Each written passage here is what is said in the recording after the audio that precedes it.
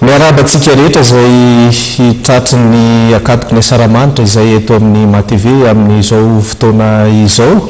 Androany moa dia ialana tsiny fa ny fahatarana teo amin'ny vaovao atsika satria betsaka ny fanomanana teo ihany koa ny lahateny izay nataon'ny filoham-pirenena narahany fidoboky ny afomanga teny Anosy izay narahantsika menakavy teto amin'ny MATV izany zavatra rehetrarehetra zany.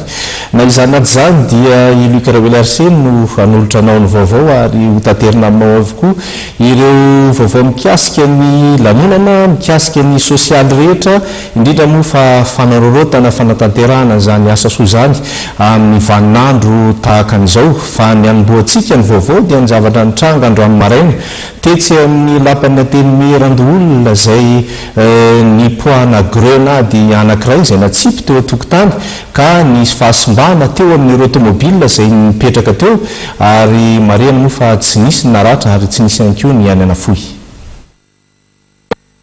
Grenady io no nisantatra ny marainan'ny 20 Jona androany izay andro iray mialohan'ny ankalazana ny fetim-pirenena. Tokony ho tamin'ny 4 ora sasany maraina nisy nanipy grenady tetsy amin'ny tokotany be ny lapana teny Merandoholona. Nipoaka tamin'ny fiara iray mipetraka tao amin'ny toeram-piatsonan'ny fiara tao amin'ny lapa ilay grenady.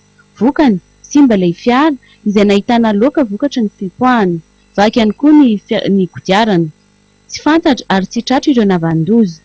Efa tonga nijery ny zava-misy nisy teny amin'ny lapa ireo avy ao amin'ny seksiona siantifika.